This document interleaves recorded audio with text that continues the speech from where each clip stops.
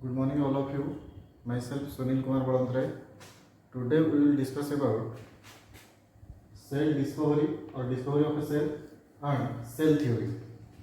First of all, before going to cell theory, we have to see who discovered cell and how he or she discovered the cell. That is, the cell was discovered by Robert Hooke in 1665. ठीक है, the cell was first discovered by Robert Hooke in 1665. In 1665, Robert Hooke studied some cork cells.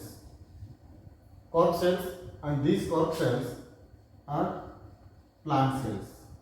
Okay, plant cells मतलब क्या हुआ, first जो cell का जो discovery हुआ उसमें क्या हुआ, इन 1665 cell was discovered by Robert Hooke and he studied the cork cell of the plants and discovered the cells. Okay, then in 1665 he studied only dead cells of plants. Dead cells मैं उसको इसीलिए बोल रहा हूँ क्योंकि ये जो cork cell जो है, कॉर्क सेल आपका है क्या, डेड सेल है. डेड सेल मतलब ये वाला हुआ क्या, plant cell. Cork cell it is a type of plant cell and that cork cell is a dead cell और dead part of a plant. That's why he studied the first dead cell in 1665. Okay, but Anton van Leeuwenhoek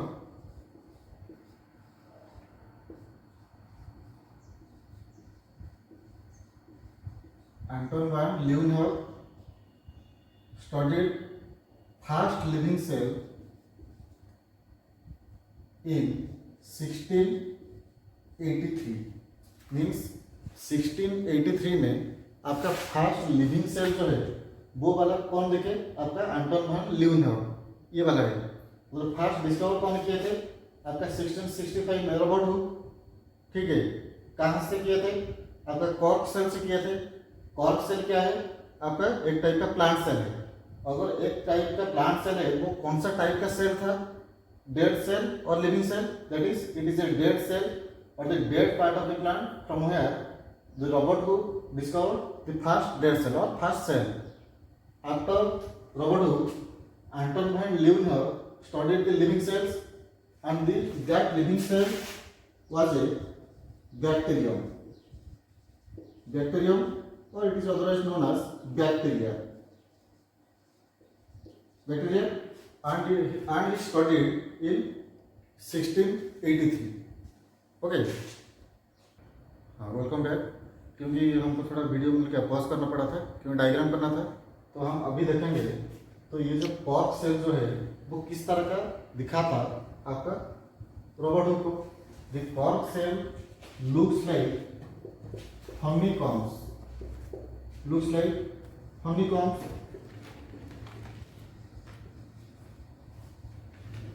and after they look like honeycombs, the Robert Hooke named these honeycombs or small root-like structures as cells. ठीक है, मतलब first क्या हुआ आपका cell, मतलब क्या cell का discovery कैसे हुआ. The cell was first discovered by Robert Hooke in 1665.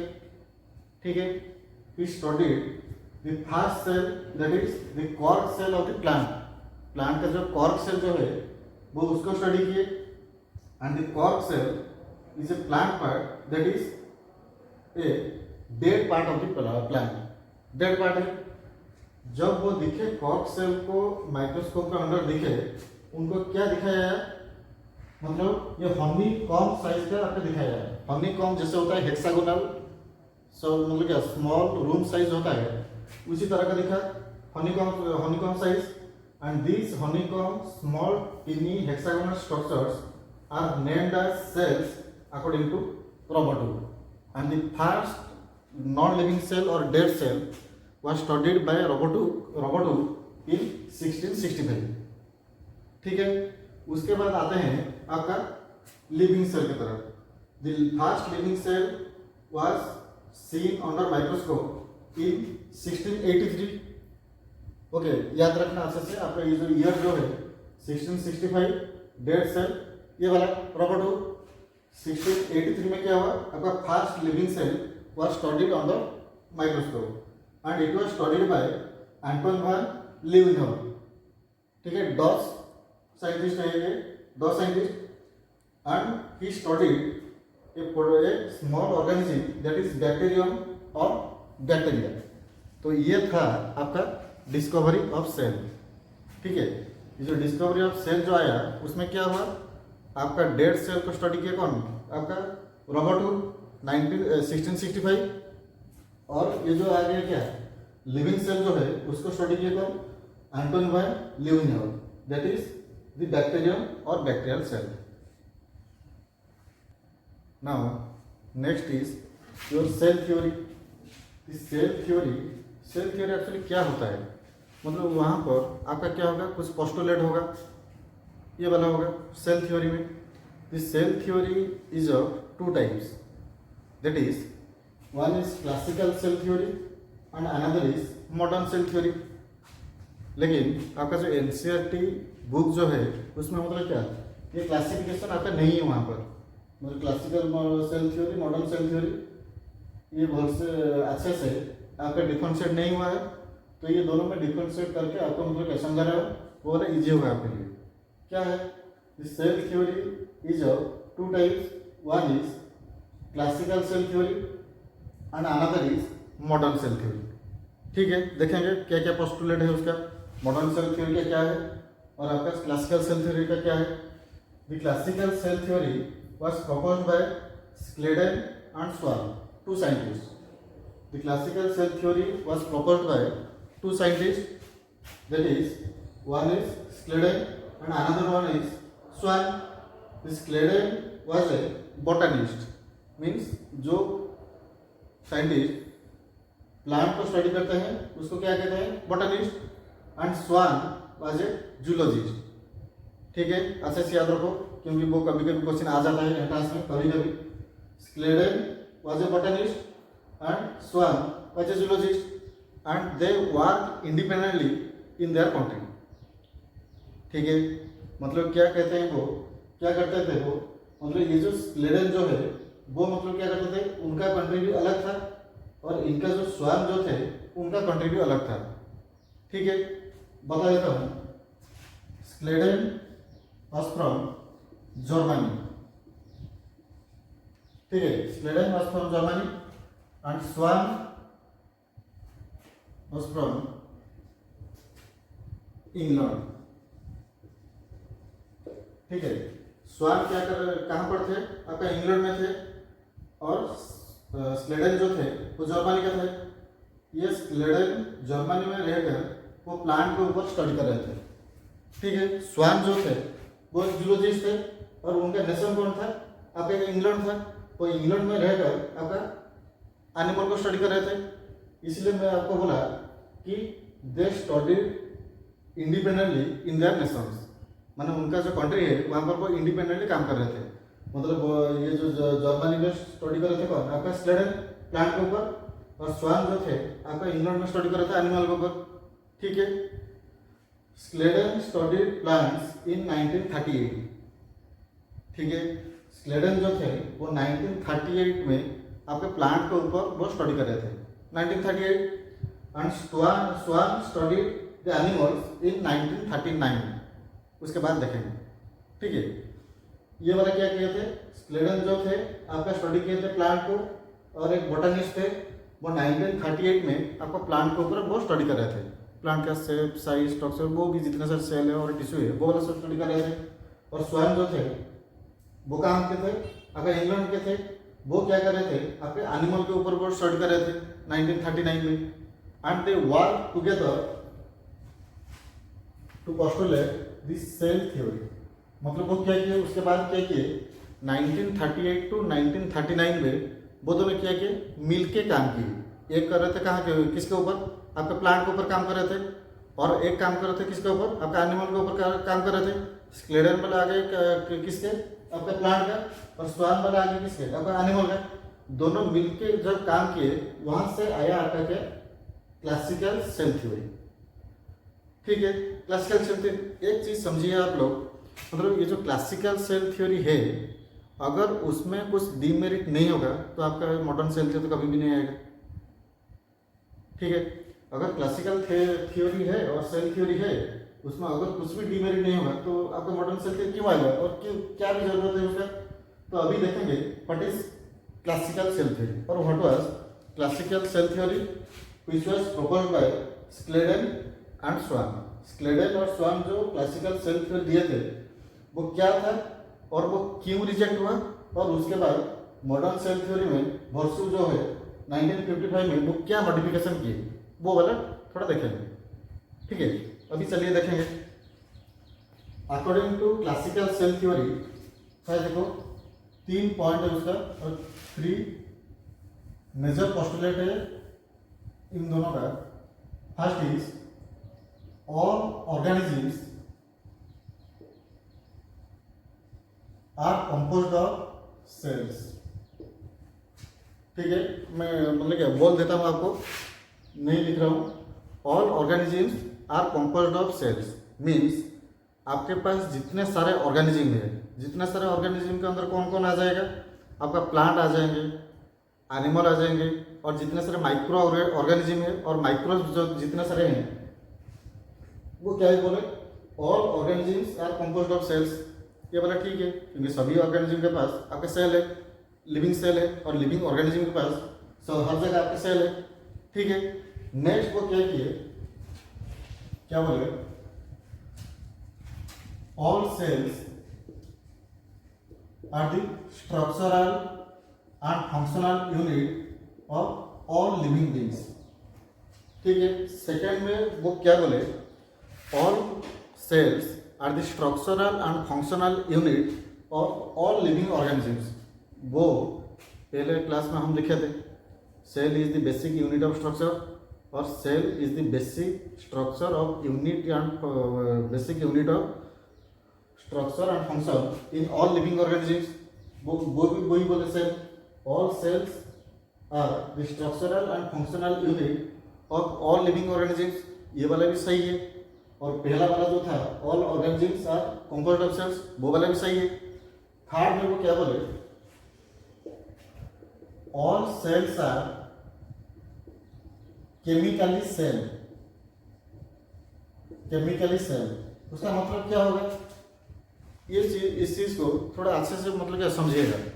ये जो बोला है थर्ड पॉइंट जो बोला है, all cells are chemically cell, मतलब क्या होगा, क्योंकि अगर हम एक प्लांट का एग्जांपल ले रहे हैं और एक एनिमल का एग्जांपल ले रहे हैं, एनिमल का मैं एक एग्जांपल ले रहा हूँ क्योंकि मेरे पास ब्रेन सेल है, ठीक है, हार्ट सेल है, ये भी एक दूसरा टाइप का सेल है, किडनी सेल है, लिवर सेल है, स्टोमक सेल है। ठीक है, 5 different type of cells are studied in microscope और इन लैब। अगर मैं 5 डिफरेंट टाइप का सेल को मैं स्टडी कर रहा हूँ तो उसके बाद मैं बोल रहा हूँ कि all cells are chemically cell. ठीक है, तो all cells are chemically cell, how it is possible, मतलब ये पॉसिबल कैसे होगा। अगर हर सेल का कॉम्पोजिशन सेम है तो हर सेल एक ही टाइप का काम ही करेंगे। ठीक है, अगर हर सेल का कॉम्पोजिशन सेम है, सबका कॉम्पोजिशन सेम है, तो हर सेल क्या करेंगे, आपके सेम टाइप का फंक्शन करेंगे। तो ब्रेन का फंक्शन मतलब कि हार्ट तो कर पाएगा, और हार्ट का फंक्शन तो ब्रेन कर पाएगा, हार्ट का फंक्शन किडनी भी कर पाएगा, और किडनी का फंक्शन हम कौन कर पाएगा, आपका जो भी लिवर भी कर पाएगा। अगर ये होगा तो दिक्कत नहीं होगा, आप थोड़ा सोचिए।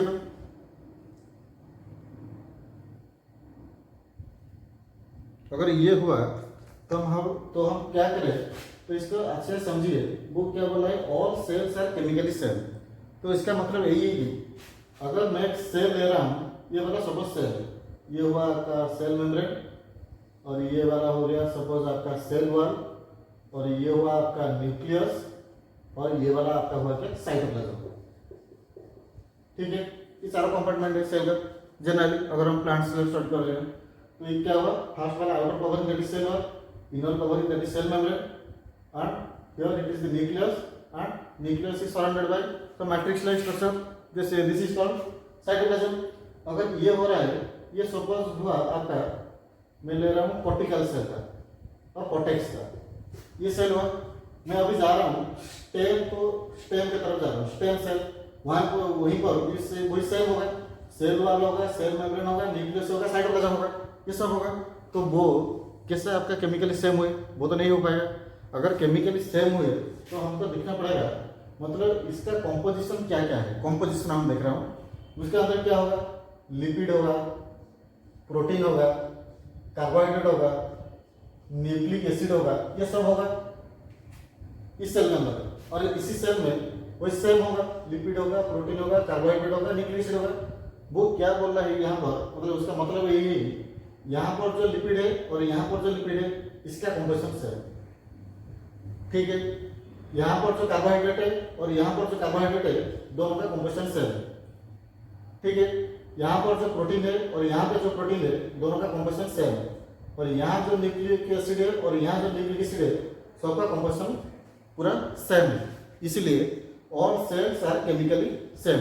और मैं इसको और मॉडिफाई करके बोल सकता हूँ कि the chemical composition of all cells are same, ठीक है। थर्ड पॉइंट गया।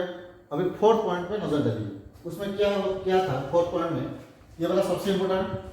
The fourth point is new sales arises from spontaneous generation। इसको थोड़ा समझिए तो, new sales arises from spontaneous generation, उसका मतलब क्या होगा, इसका मतलब क्या होगा। अगर मेरा एक्सीडेंट हो गया, सपोज अगर एक्सीडेंट हो गया, मतलब यहाँ पर मेरा एक्सीडेंट हुआ था, मतलब ये जगह क्या होगा, मतलब यहाँ से बहुत सारे सेल और टिश्यू निकल जाएंगे। कुछ महीने बाद क्या होगा, ये जो स्पेस था ये वाला फिलअप हो जाएगा, ठीक है। तो अगर ये फिलअप हो गया तो वो वाला कैसे हुआ, क्योंकि यहाँ पर आपका सेल डिवीजन हुआ। मतलब सेल डिवीजन का मतलब क्या है, आपका नया नया सेल आएगा। अगर नया नया सेल आता है, वो तो कहाँ से आता है, according to Schleiden and Swann, they propose that the new cell always arises from spontaneous generation. मतलब यही है कि आपका जो नया नया सेल जो पैदा होता है और सेल डिवीजन में जो नया नया सेल आएंगे, वो वाला अपने आप बन जाएंगे, अपने आप बन जाएंगे। मतलब कुछ भी नहीं होगा, वो अपने आप बन जाएंगे। हाउ इट इज पॉसिबल, क्योंकि अगर मुझे पैसा नहीं चाहिए तो मैं चोरी क्यों करूँगा। अगर मुझे पैसा नहीं चाहिए तो मैं पेरेंट्स को, मतलब क्या, मैं क्यों मांगू पेरेंट्स को। अगर मुझे पैसा नहीं चाहिए तो मैं क्या करूँ, कुछ भी नहीं करूँ। अगर मुझे पैसा चाहिए तो मैं क्या करूँगा, पेरेंट्स से मतलब क्या लाऊंगा, पैसा लाऊंगा। अगर पेरेंट्स नहीं दिए तो दोस्तों से लाऊंगा, और दोस्तों भी नहीं दिए तो मैं अलग एक रास्ता मतलब क्या चुनूंगा उसको लाने के लिए।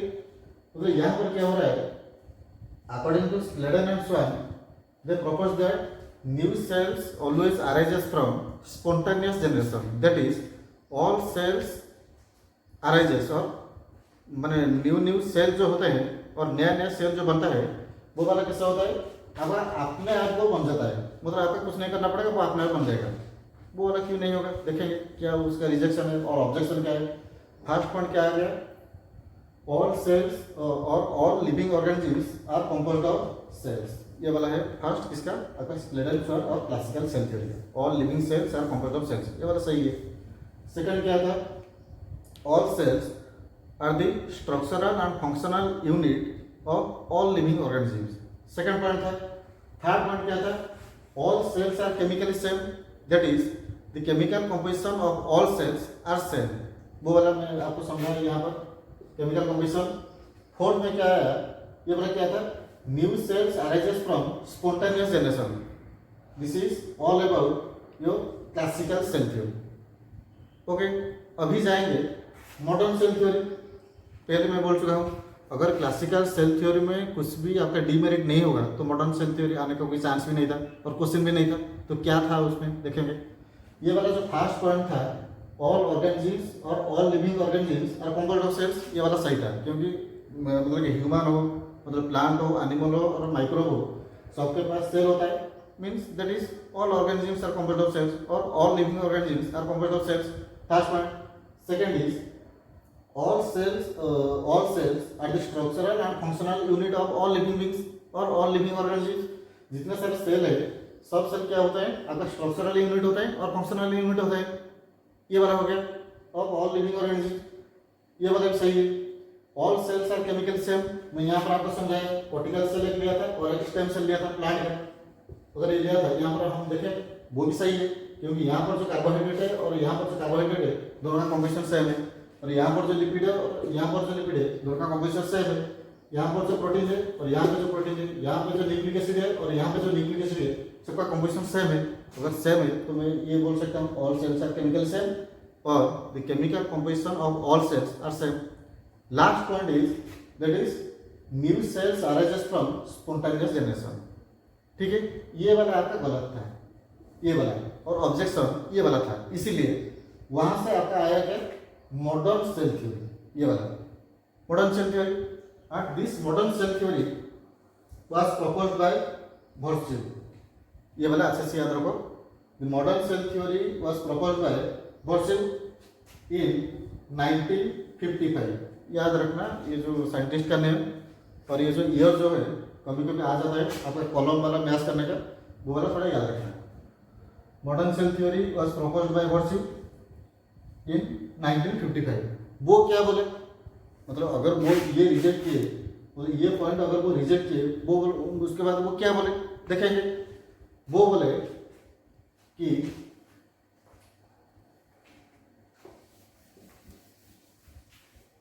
New sales arises from pre-existing cells.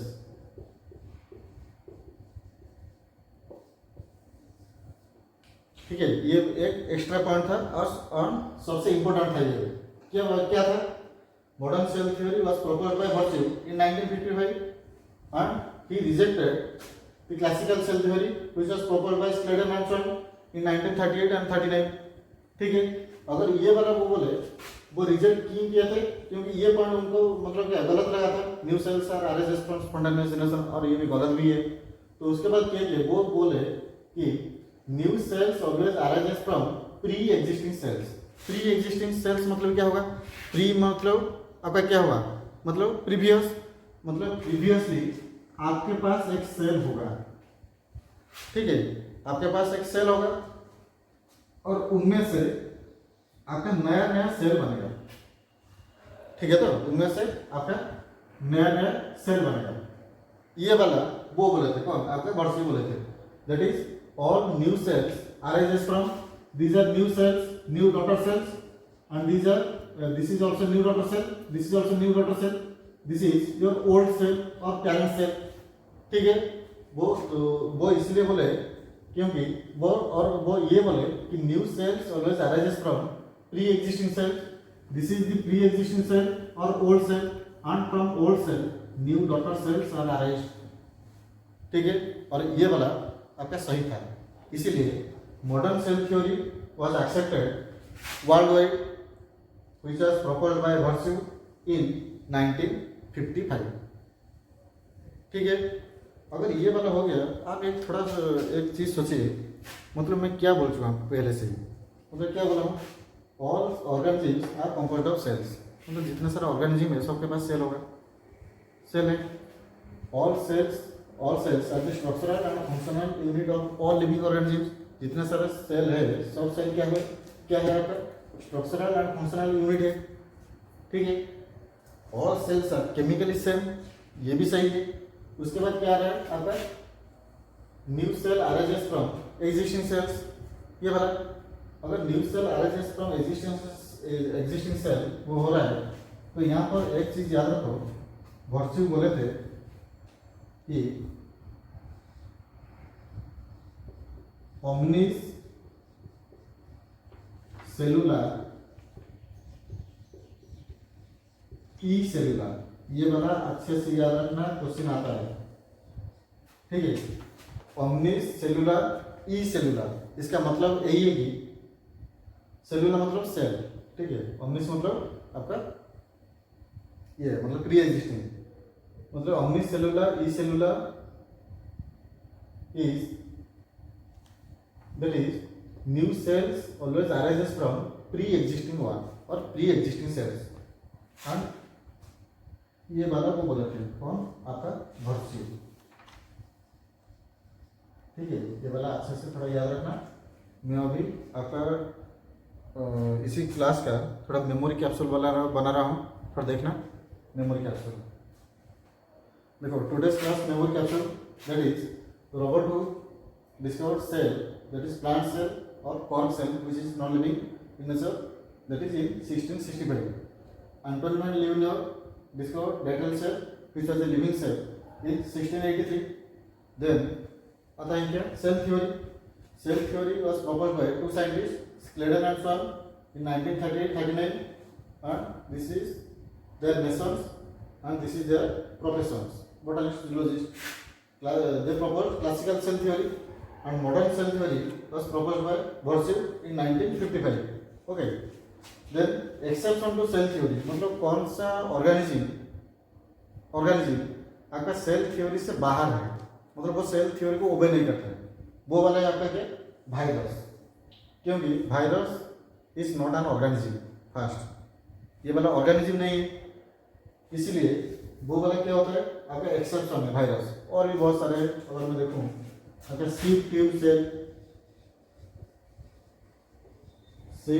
Cell आपके पास है और आरबीसी भी आपके पास है। ये सब जो है ये वाला जो है आपका प्लांट का, ये वाला है आपका एनिमल का। ठीक है, और वायरस ये वाला आपका exception to cell theory. Thank you very much. Today in next class we will discuss types of cells. Thank you.